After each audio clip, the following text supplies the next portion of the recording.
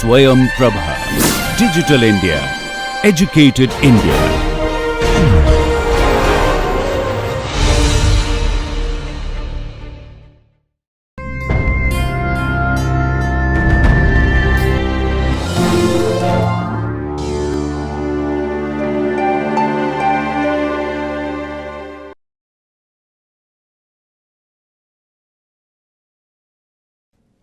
Before we draft the claims, let us look at the provisions relating to the claims. There are certain legal provisions under the Patents Act and the rules which are specifically meant for claim drafting.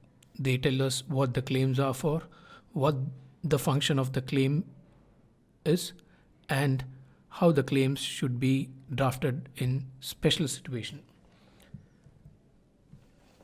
Now, the claim does the function of defining the invention. In section 10(4)(c), we know that the contents of the specification should end with a claim or claims defining the scope of the invention for which protection is claimed. So if you look at the structure of a specification, the specification would end with the claims. Now there are various other parts. There's a title to the invention, there is a background of the art, you could have a brief description, a detailed description, drawings. If you look at the written part, the claims come at the end of the specification.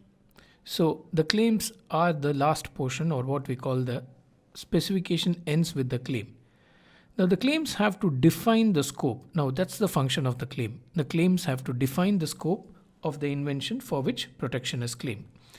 Defining the scope is done by the language of the claim itself, and you will see why the structure of the claim is important in defining the scope. In defining the scope, there are two things that would be important. One, to look at the prior art so that the claims don't read into what has gone before, and two, to keep the claims clear in such a way that a person who reads it is not in doubt with regard to the scope of the claim. In other words, the claims have to be definite. They have to be clear and succinct. Now the claims should relate to a single invention. We get that from section 10(5) again, which states that the claim or claims of a complete specification shall relate to a single invention or a group of inventions linked so as to form a single inventive concept. Now, we'll just stop there. Now, the claims should either cover a single invention. So, if there are multiple inventions, we had already discussed this, you should have multiple problem solution statements, which would lead to multiple independent claims. Now, multiple inventions would normally be covered by different patent applications. In case you file an application with multiple inventions in it, there is a procedure by which you can later on divide the inventions into separate applications by filing a divisional application. A divisional application could also arise from an objection that is raised by the patent office. If the point of your application having more than one invention is pointed out by the patent office, then the patent office would direct the applicant to file a divisional application. So in summary, you can have only one invention covered in an application. This is called the unity of invention. Even if the inventions are covered by a single inventive concept, there are different aspects to the invention. They are all covered by a single inventive concept. You could still claim that in a single application. So either you have a single invention or a group of inventions which are linked to form a single inventive concept. Still, it can be the subject matter of a single application. So the claims should relate to a single invention or a single inventive concept. The claims have to be clear and succinct. Now, being clear is to be without ambiguity, and to be succinct is to be precise. The claims also have to be fairly based on the disclosure.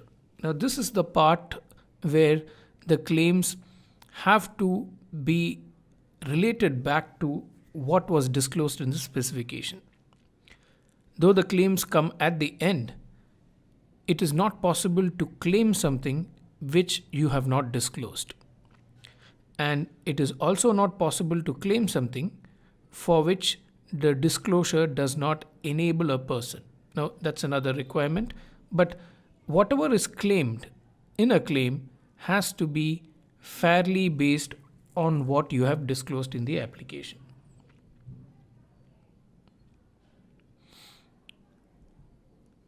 Now, claims should also contain certain reference signs. Now, this we get from the rules. Rule 13, sub-rule 4 reads that where the invention requires explanation through drawings, such drawings shall be prepared in accordance with the provisions of Rule 15 and shall be supplied with and referred to in detail in the specification, including the claims where the features illustrated in the drawings shall be followed by their respective reference signs in parentheses. Now, this is important because wherever you mention an element of your claim which you have marked in your drawing with a number, then the claims where the features are the illustrated features in the drawing shall be followed by their respective reference number. So, if your invention is for a pen and there is a nib in the pen which has been marked as 7. So when you mention nib in the claim, it has to be followed by 7 in parenthesis. We will be showing you examples. You would have already seen the Bajaj TVS, the pattern that was involved in the Bajaj TVS case where this point was shown.